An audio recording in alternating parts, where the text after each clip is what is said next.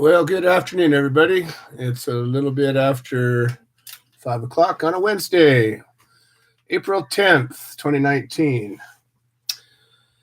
And things aren't always what they appear to be in this place. So I'm hoping that we get some folks to join us. Hey, Laura, how's it going? I'm screenerless at this moment, but hopefully either non-compliant Mary or backup Becca will show up and get me a screener or be a screener. We've got a guest coming on. Seems like an interesting person. I haven't met her yet, but I'm looking forward to it. Her name's Yvonne Forsyth Newbert, and she seems to have quite a story. And again, somebody who has been willing to not be afraid of this plant and to use this plant, even though maybe she was breaking the law. You know, there's choices that we all face every single day, and we choose a lot of things every day. Hey, Becca's here, screening large today. Anyways, we make choices every day. We wake up every day and we decide, is the pain of living worth continuing to do so? That's a choice some people make. Unfortunately, I've come upon enough people in my life that decided one day that it wasn't. And that's a horror story of all horror stories. We decide, are there things worth doing every day? You know, we do certain things. We talk about, I don't have time for this. I can't do this. The reasons why, oh my God, if you guys could just hear all the reasons why people can't do things. Hey, I'm not telling you you're making it up. I'm not telling you that's valid or not valid. I'm just telling you that most of the people that do most of the things are the least amount of people able to do the least amount of things. Most of the people that have accomplished more things, in my experience, have been the people that couldn't do it. They couldn't do it, but they did. They found a way. They sucked it up and kept marching. They found a way to accomplish the things that they decided were important. If you look at the real heroes behind this war on us, they're not necessarily the ones that are out there with their faces on all the award posters and all the whatever. Not saying those people aren't good either. I'm just saying that the people that are digging in, getting most of the work done, are not asking for any credit. These are people that are just doing it because it's important. They're doing what needs to be done. Whatever happened to that? Whatever happened to the old grit? Whatever happened to a man's got to do what a man's got to do, and actually mean that? A woman's got to do what a woman's got to do. A person's got to do what a person's got to do. And when that's the right thing, we do it. And we don't worry about, I'm breaking the law. We do what's right because it's right. You know, sometimes we do what's wrong because it's wrong. You know, how many of us have done something for a thrill? Would it have been a thrill if it wasn't wrong? Probably not. So sometimes we do the wrong thing because it's wrong. But you know what? I have been faced with, I don't know how many people over the years that have had to make a choice between doing the right thing and breaking the law. And some people decided it wasn't worth the risk. Hang on a second. Once again, our YouTube stream isn't working the way I wanted it to, but we got another one. I just posted it on my page. We got Laura Roberts at least on there. We got 3 people on there. Yay. All right. So once again, the show is being streamed on the Facebook cesspool and on YouTube. It's also being podcast instead of broadcast on Blog Talk Radio. The link's been shared around. It's also can be available by just calling in 646-929-2495. If you call in you have a couple of things you can do. One, you can just listen, and it's a pretty clear. If you're listening on a landline, it'll be a nice clear channel. If you're listening on a cell phone, it'll be more up to you, or up to your signal, whether it's good or not. But at the end of the day, if you're on the phone, you can share your story. You can input. You can be part of this show. Cup of Joe isn't just about me. Well, it is about me because I'm Joe, but the whole idea is sitting around the table and we're sharing a conversation. We're engaging in a conversation. We're fellowshipping. We're sharing our stories, both good and bad. We're hopefully being inspirational. We're hopefully we're rallying support together. You know, the Human Solution International is the story behind this show. And the Human Solution International is a civil rights group, not a pot group. We're about civil rights. We're about our civil right to grow a plant. Seems kind of simple. My guess is if I was to cover up in your mind all of the rhetoric and all of the propaganda that's been put on this place for a long time and just gave you the facts about this plant and about the legality of this plant and why it's legal, where it's legal, how it's legal. My guess, hey, Mary joins us. Awesome, possum. We now have 2 screeners. We're double-barreled and packing heat. Good job. All right. So anyways, imagine if you were to get the story. You're an explorer from another planet, and you're sitting down with one of the elders of the human race, and the topic of this plant comes up, and you're to tell this individual the story of this plant and the story of why are there people locked up for this plant, and why are there people that have lost their jobs from this plant, and why are there people that have lost their homes and their property and their children and so many other things, in some cases their lives. How did this come to be? And my guess is that if you were honest and you talked about the virtues and the risks of this plant, and you talked about the truth about why and how it's been rendered an illegal substance in so many ways, that it wouldn't make a lot of sense.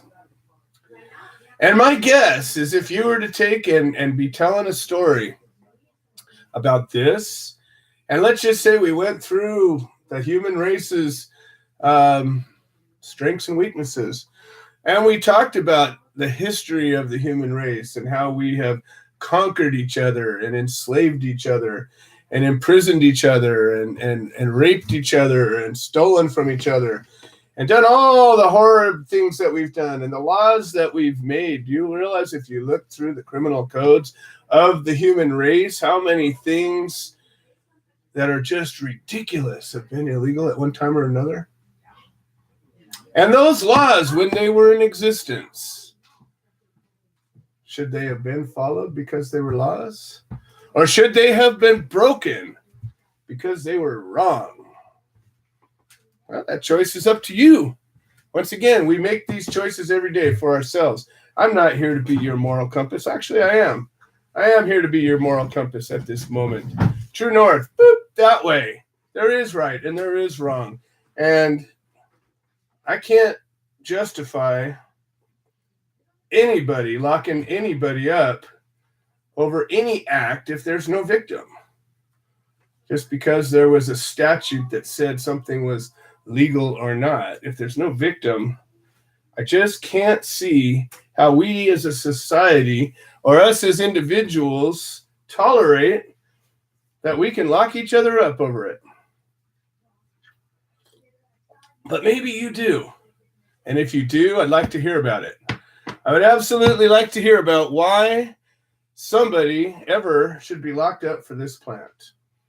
So if you have an idea about that, if you have an opinion about that, if you have an answer to that question, please call me up and dial 646-929-2495. It looks like I've got Input right here from the lovely I have lady a question. from Oh, a question. Let's hear a If question. somebody comes in and steals your plants, can we have that person locked up? Well, that's for stealing. There you go. That's not for plants. It's for stealing. Nothing to do with the plants. So, see, there you go. You know, if we're going to be honest about this conversation, when I talk about the plant, I'm only talking about the plant.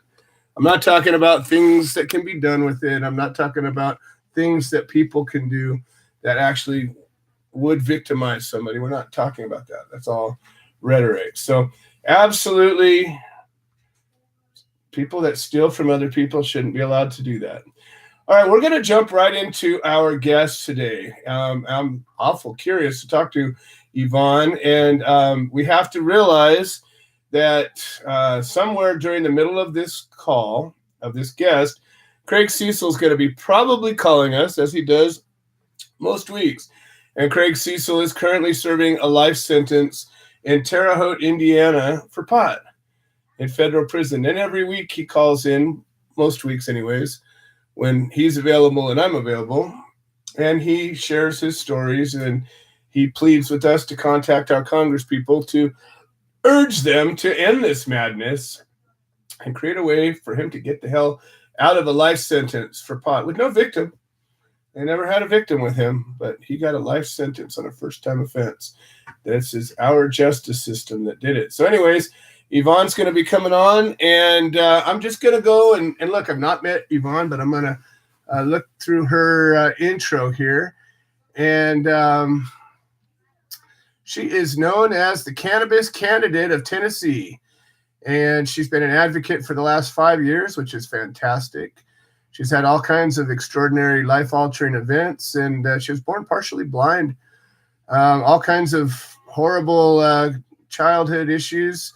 And wow, that's quite a story here.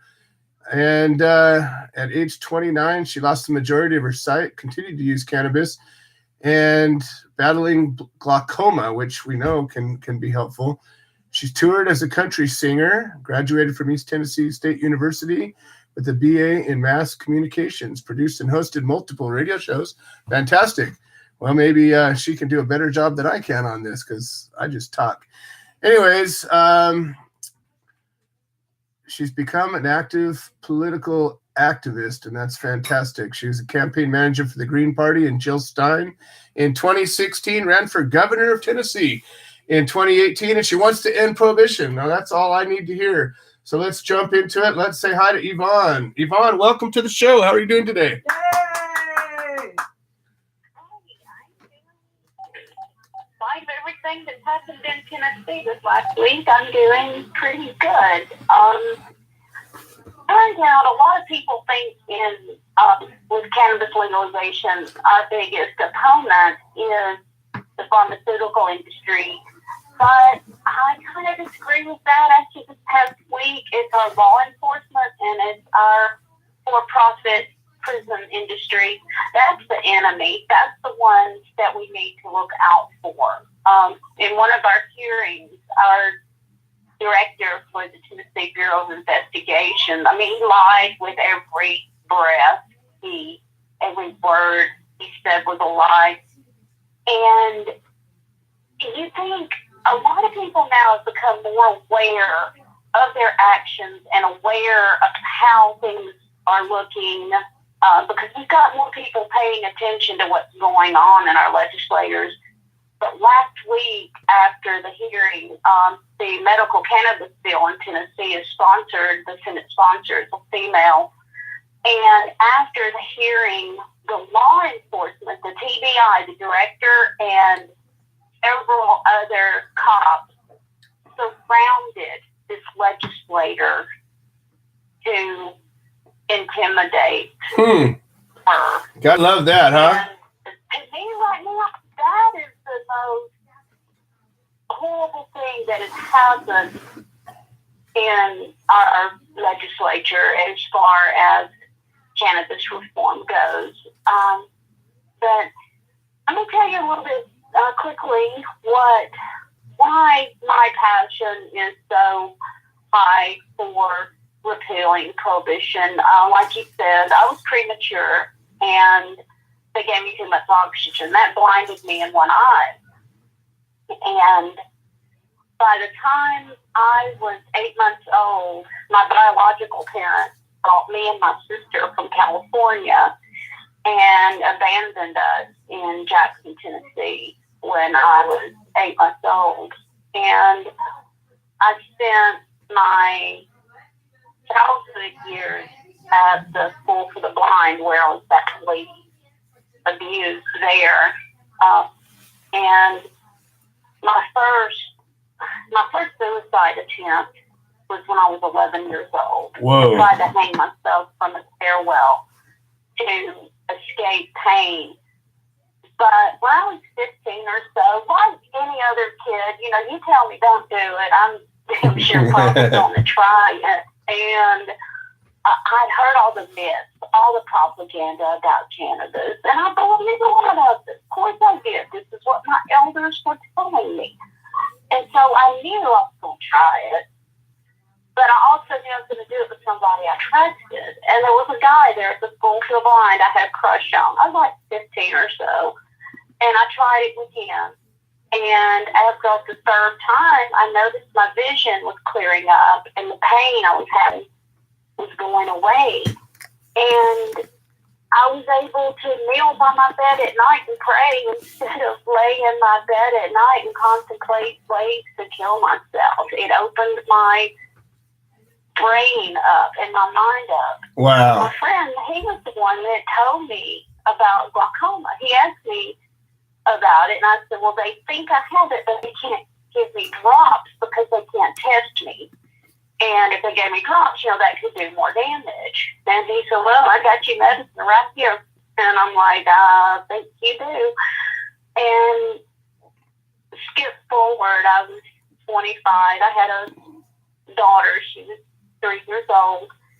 And I had to make a choice between possibly losing my child and stopping smoking to keep my glaucoma pressure down, and I chose to quit smoking. And sure enough, science advanced enough to where, like 8 months after that, they could get a reading on me, and high pressure in your eye is 19, and mine was fluctuating between 20 and 65. Whoa. Sometimes within hours. And after all the surgeries, I had like 20 different surgeries. It just finally didn't work, and that left me totally blind. And I ended up, losing my daughter in a divorce not long after that. And that's when I ran off to Nashville to be a country music star.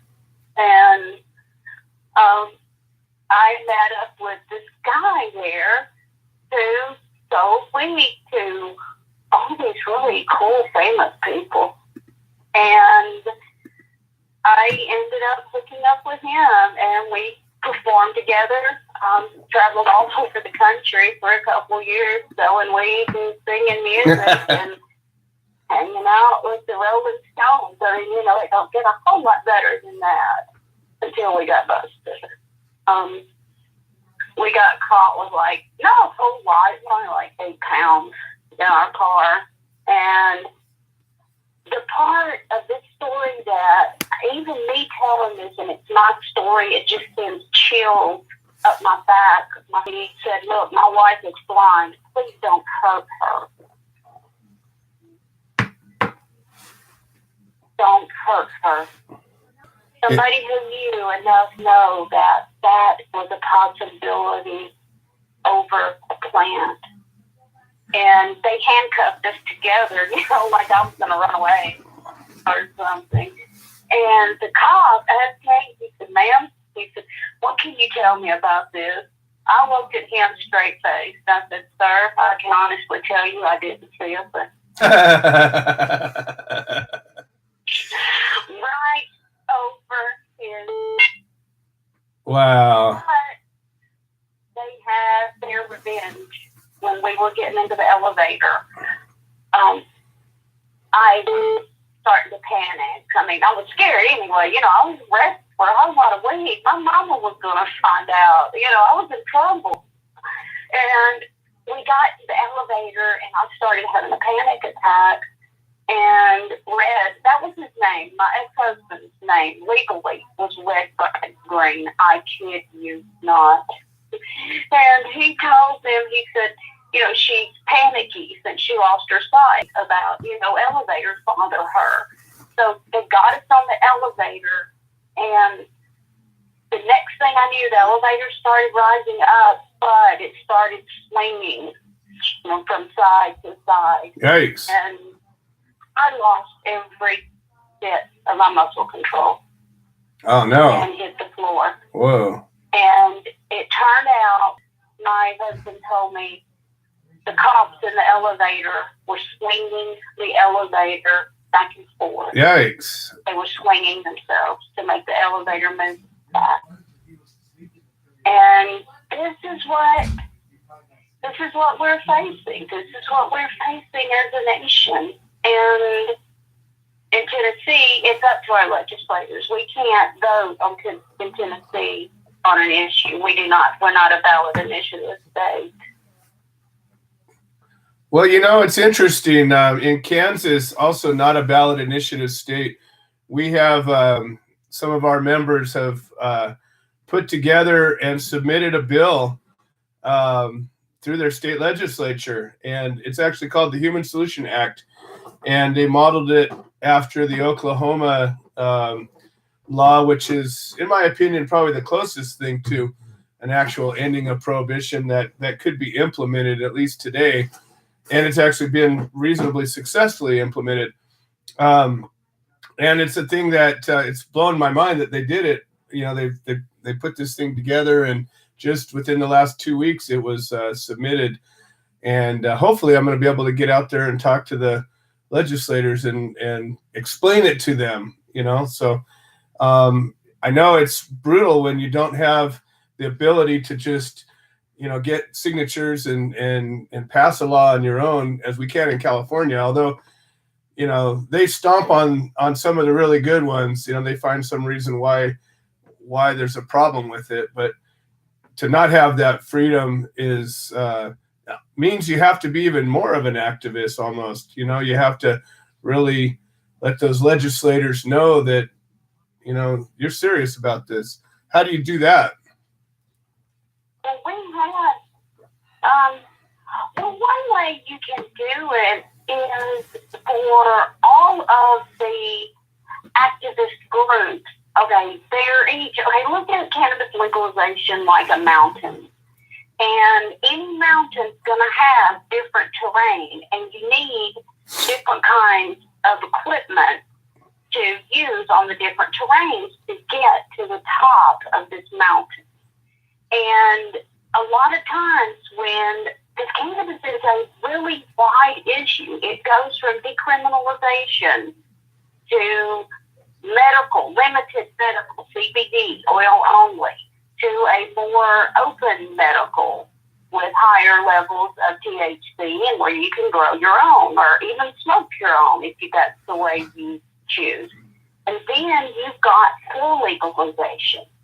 And you add into all this now the growing hemp industry, which is really, hemp is cannabis. It's kind of like its cousin. It's got a lower THC. It's higher in CBD, but it's still in the same family. It's the same plant. In a sense, it's not even different. We have a very limited cannabis legalization. Is under, different terminology. But instead of fighting on, well, we're for medical, we can't be for full legalization, or we want full legalization or nothing, we need to get out the message that it all, in a sense, comes down to it's all medical. It's all medical. For any reason, anybody rolls a joint, smokes a blunt, smokes a bowl, eats an edible, or vape, there's either a prescription drug or an over-the-counter for that, or alcohol. It's already there being used as a medicine. And Tennessee is in the top, even though we're still illegal, we're still in the top. Hey, Yvonne. Yvonne, our guest that's calling from federal prison is calling right now. So I'm going to take his call because he's calling from prison. And then I'm going to leave you on the line. But as soon as he's done, we can continue on, okay?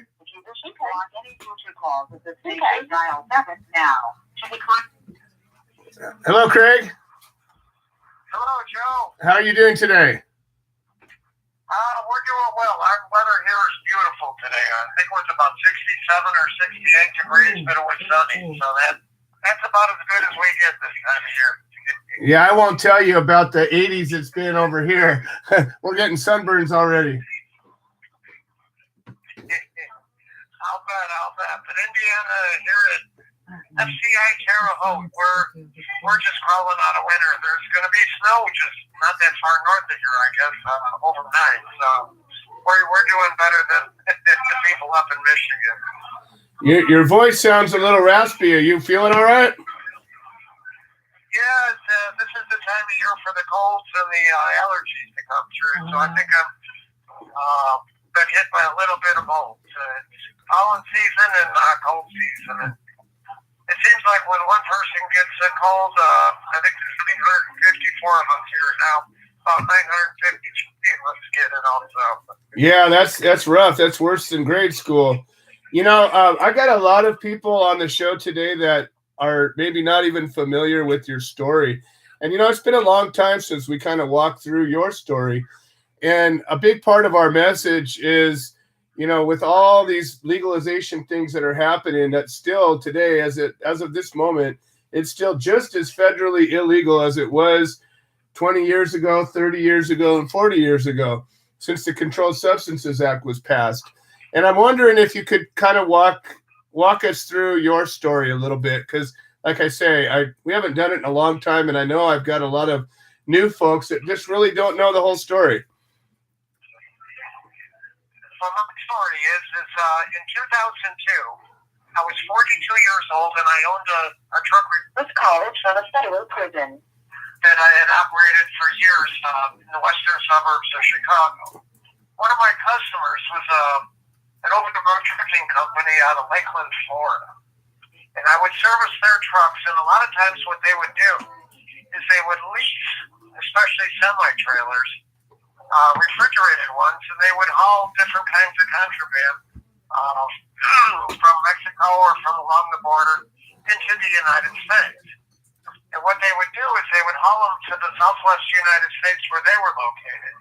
They would bring their semi-trailers to my shop near Chicago, and we'd have to put new walls in them and things of that nature. From where they smuggled, any kind of contraband within the walls of the trailer, and then to get it out, they would just tear all the walls apart.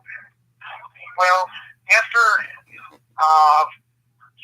more than 10 years of this, all of a sudden they came with an indictment saying that one of the drivers of this company had been indicted, and it was said that since I repaired their trucks, I was encouraging their operation, and their operation involved hauling marijuana from Mexico to Florida and Georgia primarily.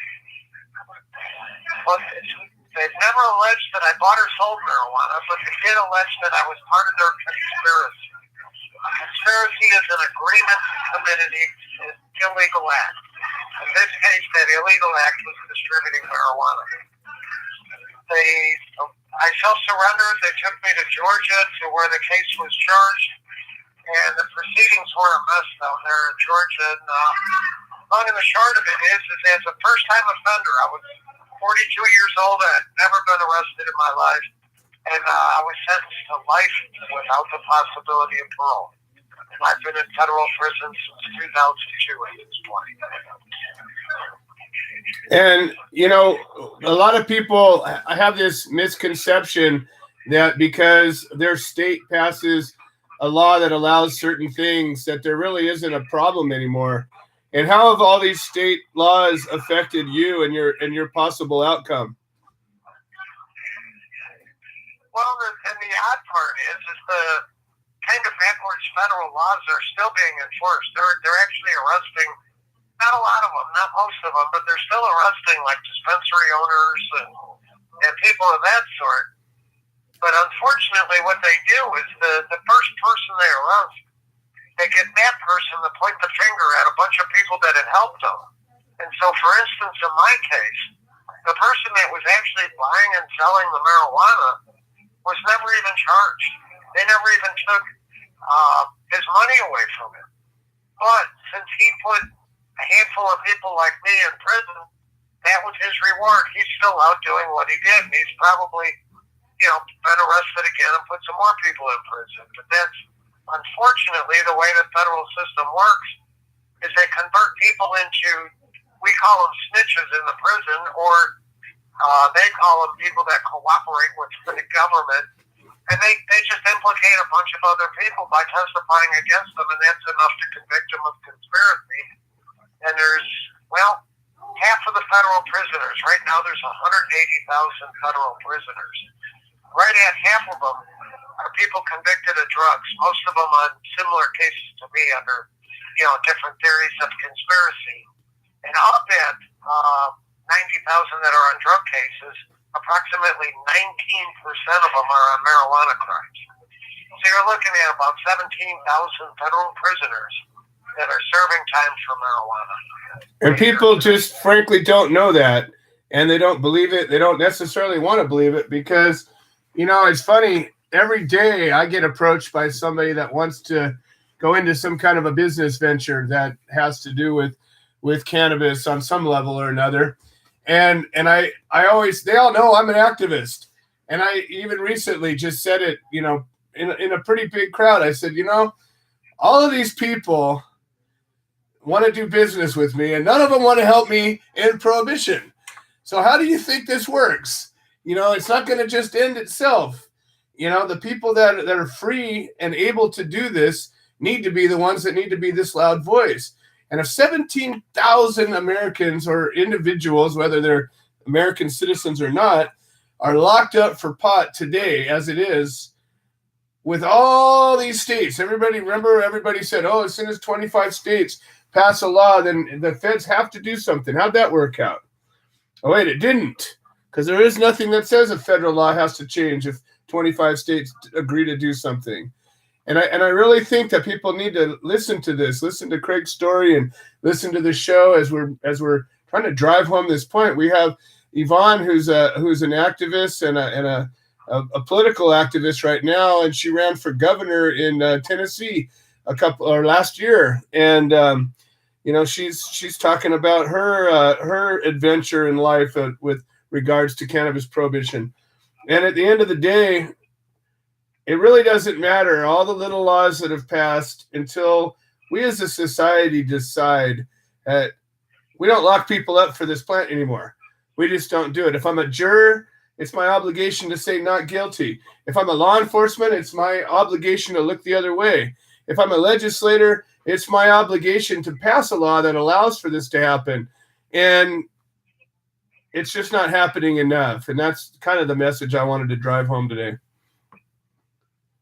Well, a lot of that's even based on the 1980s theory that what they called, actually it started in 1971 under President Nixon, the war on drugs. Oh, yeah. And the idea of the war on drugs was that somehow drugs were the driving force behind violent crime. Right. So that if somehow they could rid the world of drugs, there would be no more violent crime.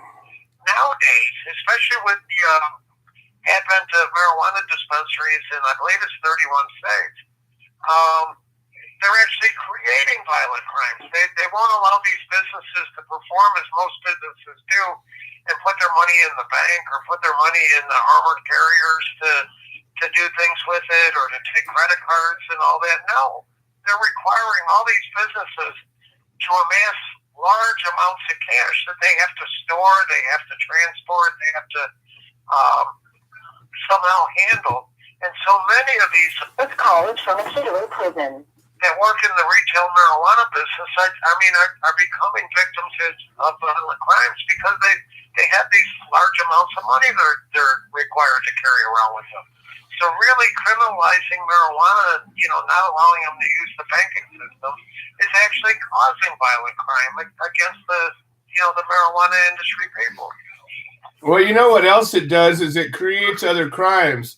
So even in a case where, let's just say the Rohrabacher initiative had passed and it allowed for states to circumvent the Controlled Substances Act, but because there's not these vehicles to do business, like you said, like banking and transportation and processing of payments, there's still this element of money laundering. What do you do if you do an all cash business and you actually have to pay bills with it? You have to convert that cash into a usable asset at one way or another, and that simple process would be considered money laundering. Well, guess what? Yeah, that's a pretty big federal crime the way I see it, right? Even if the so-called illicit drugs had nothing to do with it. If you're laundering money that wasn't taxed correctly, it doesn't matter why, it's laundering that money. And they don't let you tax it correctly. So what do? It's ridiculous. Yeah, it's such a backward system. And what I'm looking at is all these people, that are starting to run, especially for the different federal offices in the 2020 election, they're all holding them to, what their ideas are on abortion and things like that. Well, you know what? The federal legislature is never going to vote on legislation regarding abortion. It's just never going to be a federal matter. That is a state law issue. So, I mean, those kind of, litmus tests for our politicians aren't that important. But if you look, a lot of them are dodging the question on marijuana. People ask them straight out, what's your idea? And they give a long answer that doesn't say anything. They need to be held to, how are you going to vote on this? Are you going to bring this up for, a vote? Are you going to push this? Are you going to sponsor this? And that's the questions that are not being asked, that I think really need to be asked and answered by anybody running for the U.S. Congress.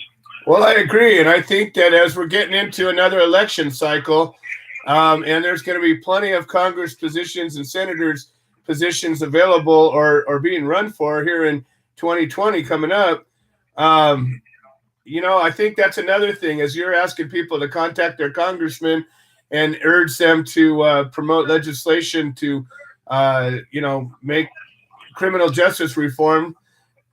I think that's another thing to call out these people, make them state their position. There's a lot more town hall meetings. There's a lot more open house forums. I'm going to be going to Washington, D.C. in the end of May to talk to the FDA about their position on CBD. And they're trying to regulate that like it's some kind of a toxic substance. And I'm putting my resources together to be able to go and have that conversation with them, getting my name on a list to be able to talk. And it's just another way we need to get our voices to be heard, and we need to speak sense. We need to be fact-based. We need to have our sources cited. We need to be eloquent and brief. And every time it seems like we get a chance to talk, I listen to people in these hearings and they just talk a bunch of shit, and they don't have their points made right. And I think that that's important. We need to sharpen our game up and really get our thoughts clear and our points straight, and we need to drive them home. I agree. And one thing that I can kind of plug, I guess, is the support that I get comes from people like you and the people that are listening to you. One advanced little story I'll tell you is a cellmate that I had until about a year ago. I've talked about before was a bank robber. He robbed banks in 3 separate states. Well, he got not quite a 4-year sentence, and with good time went home just over 3 years later. And now he's living out in Boston. And recently I got a message from him that he went to some sort of like a cannabis cup type event out there at the office. And he wore a shirt with my picture on it that says, "What about me?" And I guess that's what a bunch of us are doing in prison, watching all these things on the news about grow operations, and we're kind of scratching our heads, what about me? Oh, I couldn't agree more. And that's the thing, that it's happening like the Seattle Hemp Fest for a while. I haven't been there in a couple of years, but I know a few years back. Look, Craig, there's your second beep. I'm going to give you the last couple of seconds to go ahead and close it down. But I just want to thank everybody and compel everybody. You remember those 17,000 or so of us in federal prison, and there's about 4 or 5 times that many in different state prisons. But remember us and, put the signs up, bring it up to people, have other people say, what about them? How'd they get left behind? Excellent. Well, there it goes. Craig's 15 minutes. And, every week we get to hear his stories and his point of view. And it's interesting. Craig Cecil from federal prison, in many cases, is more informed about what's going on in our country than plenty of people on this side of the wire. Yvonne, you're back on the line, and hopefully you were able to hear Craig clearly. I've been working with Craig for almost 6 years. Almost 6 years now. He's a friend of mine, and like you say, he's been locked up for a long time. His son died while he was in custody. He's lost everything, had all of his property taken and sold, and his family. He's got a daughter that supports him, but all this time in prison and no way out unless we do something about it. So I want to fast forward a little bit to. Oh, go ahead. Go ahead. One of the hardest things that I've ever had to do was I was a senior in college, and I was doing a field research class in sociology, and I was one of 3 people in Tennessee chosen to interview federal prisoners who are in for nonviolent offenses who were raped while in prison. And I think we interviewed like 8 different prisoners doing that. And that has haunted me and guided me through this. Because, I've already lost my sight. I'm not getting my sight back. If that's not going to happen. But we have so many prisoners now that, that's who we need to be standing up for. We need to walk for those who can't walk. We need to see what's going on for those who can't see. We need to speak for those who can't speak.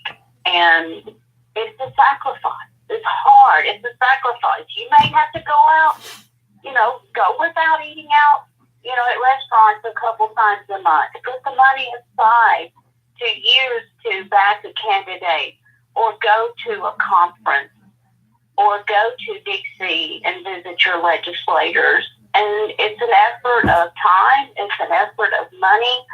It's an effort of dedication. It's an effort of losing people who may not agree with you. But you hear a lot these days about revolution. Let's have a revolution. Let's do this. But you know what? Revolutions hurt. Revolutions are painful.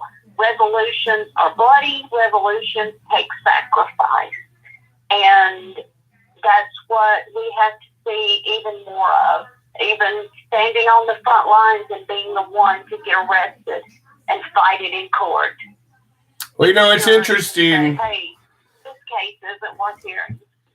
Yeah, it's interesting. I fought a case with the government for 6 years, and I was locked up 4 times over it, and ultimately charged with, I don't know, I think it was 24 felonies, and I did just that, and I beat them overall. And at the time that I was fighting, I was able to rally a lot of people to fight their cases. And since then, it seems like there's less and less people willing to stand up and fight. But, during the civil rights movement and during the Vietnam War era, when people were really upset about what their government was doing, that was the move. It was a move of take a bold stand, get your damn self arrested, and stand up and fight. And I just can't help. Nowadays, everybody's so worried about, I don't want to get in trouble. And I just wonder, what happened to our stones? Hey, listen, Yvonne, I've got Bobby Rodrigo on the line, and Bobby's the common thread that brought you to this show. So I'm going to bring him live as well. I think he's got a question or two for you. All right. All right. Okay, here we go. Bobby Rodrigo, live with Yvonne. Bobby, how you doing? How is everybody tonight? Always glad to be stopping by a cup of Joe. I've got to get my cup of Joe. I don't have it very often. I Jones a little bit. It's nice to hear you, Yvonne. I'm glad you're on the show, and I knew that everybody would really like hearing what you have to say. You have a marvelous history. You know, I guess from the standpoint of questioning for you, Yvonne, I'd love for you to share, if you had, and I chimed in a little late, so I may have already talked about this, but if you haven't, I'd love for you to share, what you learned about the political system when you ran for governor. I mean, you didn't just, that's not an idle matter. The picture that is on, advertising you for the radio shows you standing, at a rally in a state where it's illegal with a cannabis plant, which is right up our alley. I'd like to hear a little bit, so you could tell the audience a little bit about what you learned about the political process in Tennessee, which, as we know, I'm in Georgia. It's very tough down here. I tell you what I learned. I learned a lot in 2016 when I was Jill Stein's campaign coordinator here in Tennessee. I learned that people are afraid. People are afraid. They're so afraid of what's going to happen next that they don't stand up and fight for what could happen now. Our politicians, even in the governor's election, even the Democrats who were running light on the cannabis issue. They were hedging their bets. So we didn't even have like a strong candidate, except for the 27 independent candidates who were running for either the Green Party or the Libertarian Party.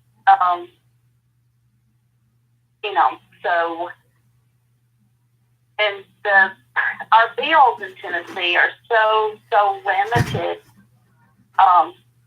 because they know these legislators aren't going to pass something that's going to be a whole plant freedom, liberty, medical cannabis. We're dealing in Tennessee with, I call it a limited condition, low THC, oil only political cannabis. That's what we're dealing with. They want cannabis as an issue, but like I said, even the Democrats in the gubernatorial election, in the primaries, were like, well, I'm for medical, and we'll have to think about full legalization. And it's old. It really is old. We had a bipartisan bill for decriminalization. It failed. We had a bill for to end civil asset forfeiture. That failed. We had a very limited one of those political cannabis bills, and it failed because even though 80% of Tennesseans are for medical cannabis in Tennessee, they're not going to vote that way. They're going to vote their same party lines. And I think the other issue that I'm really strong about is third-party ballot access. And I don't think in some of our really Republican states, and as long as we're bound by this two-party political system, we're not going to get ahead on the hot issues such as cannabis legalization. I just don't think with this two-party system it's gonna be a thing, because you've got your one party against your other party, this one against that one, and you don't have people coming to the table as a whole. They're coming as divided entities to this. Yeah, And the same is with our- I'll tell you a couple of things about that, because this is an area that I've worked in for years as well. You may or may not know that. You know, it isn't just the Republican states; it's all of them. They don't want to. We call it the duopoly. Now, I'm actually, I don't like any party. I would prefer if there was no letters next to candidates in the thing. But living in our world that we live in, what we have is we have both parties keeping anybody else out. I mean, you know, there's a rhetoric that says that the reason that Hillary didn't win is because Jill Stein stole votes. You know, there's a rhetoric that says that the reason that Mitt didn't win was because Gary Johnson stole votes. The rhetoric is absurd. You know, and then when it comes to things like cannabis and things like jail, both parties are on the same line. You know, we have Nixon, Reagan, Clinton, and Johnson to thank for our present structure and the fact that we have determinate sentencing and we have the DARE program and we have victims being thought of before due process. You know, and to Joe's point earlier, to your point as well, you know, the people are scared, and it's the government has a big stick, and you know when they just like with federal, you mentioned federal prisons for example. So when Reagan became president, they had previously abolished, just right before he became president, they abolished the parole board. And in the federal system, they have no parole. There's no early release except for I think it's 15 days a year, if I'm not mistaken. But they went to determinate sentencing. There's no discretion involved, and that all happened. That all started to happen under Johnson, and then of course Reagan jumped on it, and you know he hammered mental health, all that stuff. I don't want to go too far down this hole, but the parties act the same. I mean, California is a great example of the other side of what you and I deal with in Georgia and Tennessee. It's the same thing. I mean, California get more people in prison than anybody. You know, and the prison system is no joke. And the lobbying from the correctional institution and from the police department, they're the biggest thugs in the state. You know, everybody's scared of them, literally. I mean, you talk to politicians, and I joke and testify to this. You talk to politicians in California, they don't want any part of the corrections lobby or the union. And they don't want any part of the cops. And you've got all those people. I mean, they build prisons out in California and they're sweet. It's absurd. So it's really both parties, unfortunately, to your point. I mean, you're absolutely right. Well, Yvonne, I'm going to have to apologize. I'm running a little low on time. I want to continue this conversation, though. And I'm wondering if maybe you don't mind joining me either next week or the week after to continue this, because I don't think we really had a chance to fully explore all the things that you have to bring to this. But I've got a bunch of other guests, and I'm running low on time on the show today. Would you be okay to come back another time? I would be glad to. Wonderful, wonderful. Well, why don't we schedule you for next week for part 2? And I definitely have a lot of questions for you as we're going. And I generally have plenty of time to talk to everybody, but I got a bunch of people on the line and I've only got a few minutes left of the show. So I'll give you a chance for a parting shot, and then we'll set up the show for next week. And I'd like to talk to you during the week so we can set up really be able to address some points, because I've got some good questions to ask you. We share a lot of similar experiences, I'm sure, and I'd like to explore some of the more pointed ones. Basically, just don't give up the fight, but at the same time, nobody says you got to bend over and kiss ass for this either. We got to stand strong on what we're doing. Well, I definitely see an alliance ripe to be formed, and I got a strong spirit that's heavily aligned with what I think yours is. So I bring a lot of people all over the country that are looking for some new ideas and some ways to move forward, and I think you might be very welcome in that conversation. So I'm looking forward to continuing this conversation next week, and we're just going to go ahead and call next week part 2, and we'll get deeper into it. And if you don't mind, is it okay to take your number down? I mean, I've got your number up here that you're calling on. Is that all right? That's fine. Excellent. Well, I will do that, and I'm doing that right now. Give me 1 second. Remember, the cannabis lady loves you. Excellent. Excellent. All right. Well, I will definitely. I appreciate you joining the show, and I look forward to talking to you a little bit more next week. And, you know, we'll just keep doing this, keep fighting the fight. We're going to win, Yvonne. We're going to win. I know that we're getting closer and closer. What's happening is shows like this, and there's an awareness that's rising, and people that care enough to take a risk and get out there and make some change are coming together, and we're meeting and we're talking and we're figuring it out. And, you know, you haven't given up and I haven't given up. And I know there's a whole lot of folks listening to the show that hasn't given up, and we're just looking to guide this a little bit and get her done. I'd like to leave you with my motto. All right. I lost my sight, not my vision. Sure. I lost my sight, not my vision.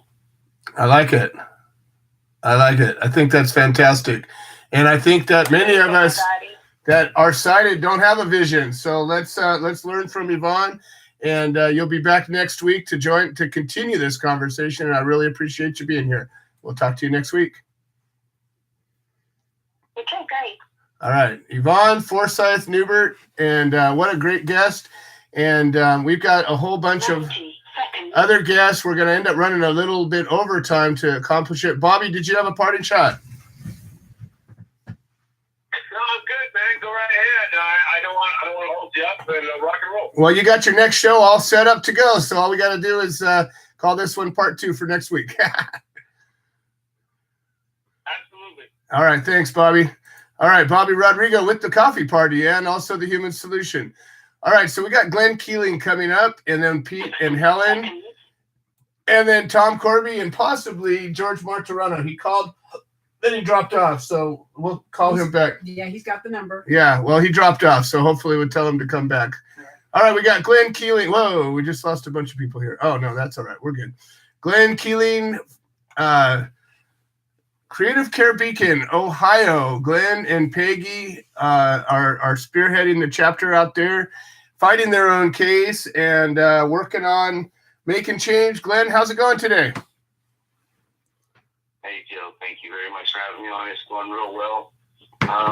Want to give a quick update. Not really much have happened on our case. We did have people call the prosecutor. Please keep those phone calls coming. They will post the number for that. The prosecutor says now the reason he told somebody the reason why he's still prosecuting the case is because Ohio's dignity was tarnished by us. And you bastard! Oh my How God. could you?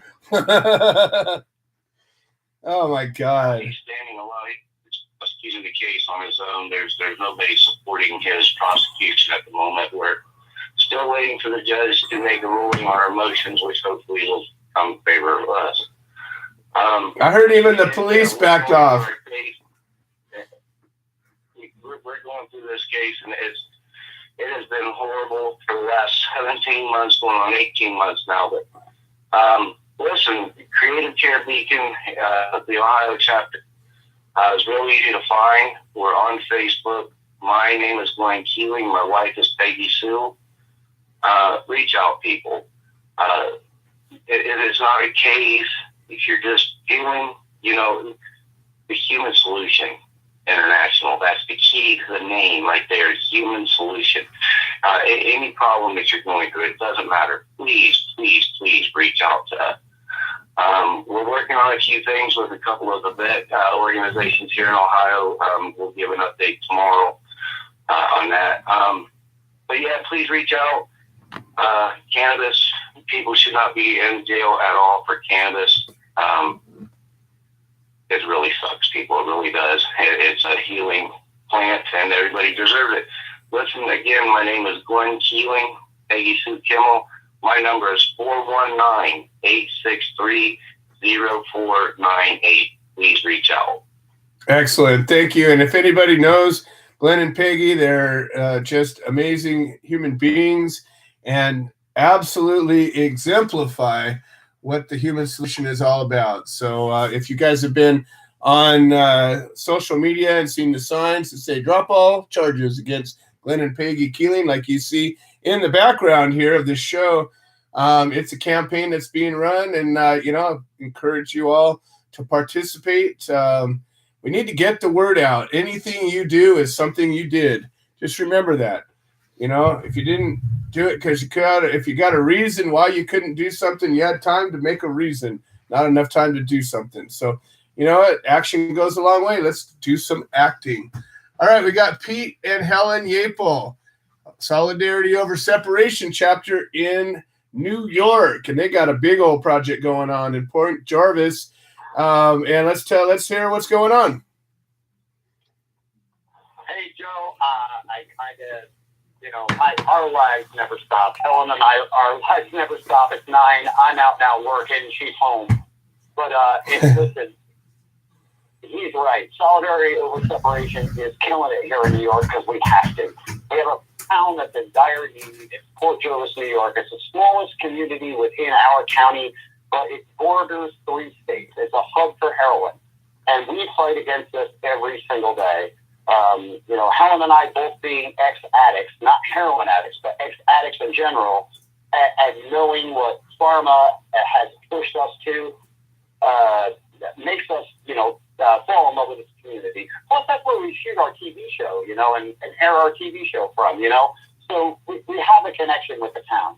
And we had tonight our very first CBD 101 class at Empowering Port Jervis. Nice. It's kind of our headquarters right now until we get our own building.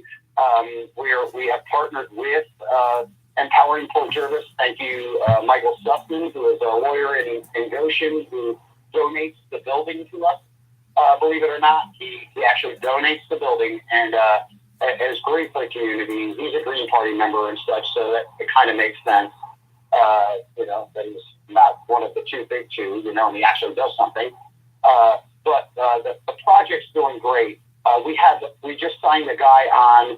His name is Hani Shahada, and if y'all don't know Hani Shahada, please look him up. He is a famous sidewalk chalk artist who is famous in New York City. He has done murals everywhere, and we are established a project with the community to paint murals in each of the 4 sectors of the 4 wards of Port Jervis that will, emulate their culture, the history, and truly their ward, something they can take pride in. And we've got one up for approval. Thank you, Becca, for writing the letter to the mayor. We already have a meeting on that, and so that's going well. I want to mention a couple things, though, that are pertinent to the show, not just to bolster what we're doing. But, guys, we need your help. Please. Helen and I are doing this with, I'm sorry, guys. I have to stand outside so I don't establish them. Hold on. Helen and I are doing this on our own right now with the volunteers from truly all over the country. We have, and the community. Thank God they're getting involved. We're at every city council meeting now.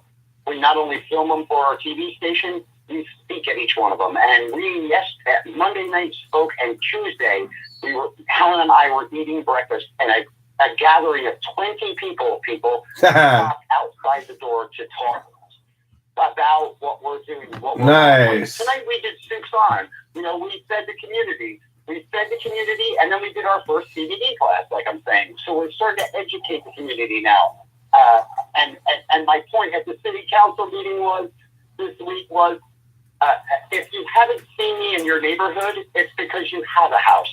I'm dealing with people right now that don't have one, that kind of live under a bridge. And that's what I'm trying to help too, So we're doing a lot of stuff there. But as far as great news, one of the cancer patients that we know that treats and doesn't care about the law and says, my body is worth more to me than going to jail because I feel like I should save myself, and decides to treat their cancer, with full extract cannabis oil in a state that isn't, legal. And we bolster these people. Helen and I praise them. for standing up like we do and saying, screw you, my life is worth more to me than your law means. And I will say this today, and what made me mad about it, you'll understand after I make the statement. His doctor said to him, we're offering you nothing else. Whatever you're doing, I don't care.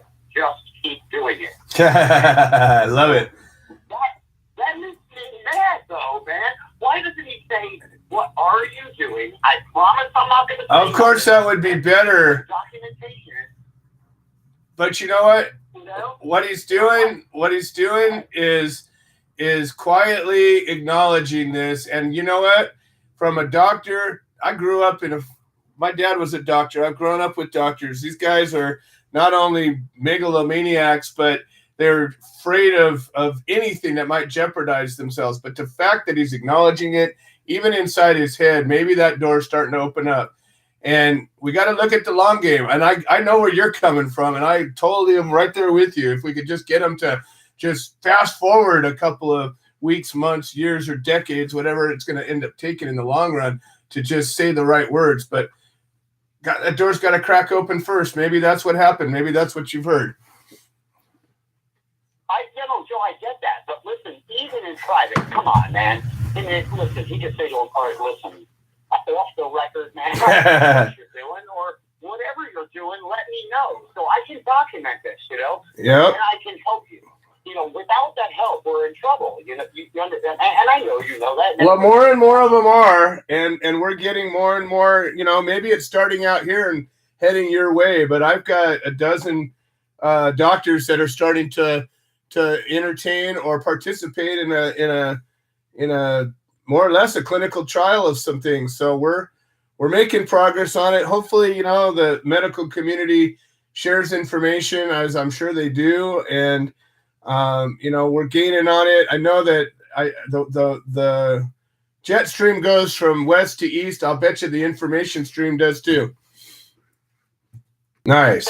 And yes, we understand, and we will volunteer our time. And one of them is a doctor that actually runs the dispensary for our area. You know what I mean? Like, there's only one. You know what I mean? Right. You get it from them. Curaleaf is who you get it from. But she's at least still on board, and she's not sharing bad information. Good. So we literally went, and our TV show literally went and taped her and recorded with her. I did a little interview with her. Nice. Because I wanted to make sure she was giving true information, and that was all I cared about. But she did. But one more thing I want to say, and before I get off phone, because I know it's been a lot of time, and I do apologize, but I want to say the last 13 years of shit and hell life I've lived, I would not trade one goddamn day of that for Craig Cecil, when Craig Cecil. And I mean that. And God bless him. And I fight here, you know, I do every day for this. And so he's out of goddamn jail and walking the street, having a cup of freaking goddamn infused coffee with me. I'm not going to feel good. Well, and I respect the heck out of that. I'm standing there right with you, as you know. You know, that's what it's all about. We got to end this, and we got to make it so it can't happen again. I got 2 grandkids, and I just, you know, I don't want to leave this planet until I've paved the way for my grandkids to not have to worry, no matter what their choice is about this planet, about having to, you know, worry about getting locked up ever. So, you know, that's the mission in front of us. I think the guest we had today might be instrumental. I'm looking forward to talking about her tomorrow, and maybe we can come up with a way to bring her into the team. You know, I think. And Joe, listen, on that, before I forget, because you know how my mind works, I was going to ask you, please ask her permission to share her information with me. So I will. Get in touch with her. She'd be great on my show. Yeah, for sure. You know, she can help me in any way. I'll definitely help her. Yeah, absolutely. I'm going to give her a call tomorrow and just continue this conversation. So that's absolutely what I'll do. And we're going to keep on rocking. Well, Pete, as always, I appreciate everything you guys are doing. You're tearing it up in New York, making us look bad in California because we haven't accomplished half of what you guys have this year. How does somebody get a hold of you with Solidarity Over Separation? All right, guys, honestly, please, 645-522-3162. That's my phone. You call it. I'll call you back if I don't answer right away. I will return your call. Go and visit our page, Solidarity Over Separation, the Human Solution International, the New York chapter. That's on Facebook. And guys, www.cannawetalk42small.com. That's where you can look up everything we have, all the services we offer. And believe me, guys, we are tireless. We work and work and work and work and work. That is true. You, like I say, you put me to shame sometimes. So I appreciate everything you guys are doing, and we'll talk tomorrow, and we look forward to hearing everything on the show next week as we're moving forward. Awesome, guys. Have a great night. Awesome. Pete and Helen Yapel again, folks. All right, we got Tom Kirby. We're 15 minutes over time, but that's all right. Always time for the lion of the man, Tom Kirby. Not a man of brevity, but a man of some good words. Welcome to the show, my friend. I want to thank you, Joe and Lisa, and always Mary, Becca, and not to forget Bobby Rodrigo at the Coffee Party radio show for yet another historical show. My newest rank command today, he has some good news to report with Donna that she's actually Walker now, Frank. That's good. This is true. Woohoo! All right. Go Team Donna, of which I'm a proud member now. Right. He's part of the hot club, too. The song came to me. All right. So we fought the law and we won. How do we do that? We always get our discovery and we always file our 995 probable cause dismiss motion. Moreover, you can pass arraignment. You subpoena all the good guys and all the bad guys, and you throw everything out, make them sick of you. I take a vote like I had pretty all that represent. Say back in 1976, when I was up for 12 years for furnishing a couple large set up by a rap, and that I can't hide from that. I had a pretty great cornerback there. He not only had all my recovery, we fought our case months, and they closed our town down, the business down, the open back out of jail the next day. When we closed that business down, we had a lot of people that run us out in the middle of the desert. When we finally took them to trial, that's what we do. We take them to trial. I think back now that we had not only had court support, I had 8 witnesses stand for me, saying they stopped at my business at 30 to bed, asked me for marijuana, just cannabis. That's the word made up as for you to know that. They took the stand. Furthermore, the DA's Manley was governor. We lost because we won. We do that. 8 witnesses took the stand. Only the DA's secretary also took the stand. And Manley, the DA. I think back now that probably would have not even been taken it. A double possession charge. If they come back twice, they can charge you more than one. Well, we got 20 years prison. Also, don't forget to breathe. They got down to, Greg said it doesn't look good. They were going to deliberation. I said, then it won't hurt if I take the stand, will it? I took the stand for 40 minutes and I talked to each one of those juries like I'm talking to you right now. Truth and justice always prevails. Thankfully, we had ended up at the pottery factory up in Charbridge Mountains. We hung the jury in Elko County, Nevada, by the way. That's the biggest county in Nevada. We set a huge precedent. What we do, we always take them to trial. And they can't do that. They just can't do it. If we did, they can't do it. And we go into the courthouse here in Butte County, and it's pretty vacant. There's just a few cases, not too many cannabis cases anymore. That's what we do, our prohibition and prohibition. So we should be going to jail for our sacred plant. Come join us, help be the solution to end prohibition and free all of POWs. And don't forget to breathe. All right. Ready to bring in more. Thank you all. Thank you, Tom Corby.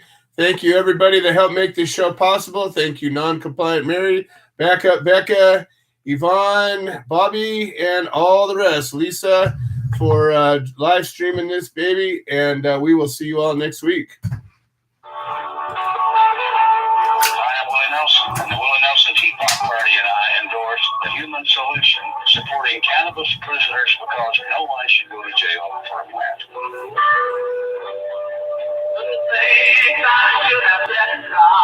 You were always on my mind. Always on my mind. Thank you for using Blog Talk Radio. Goodbye. Come on, everybody.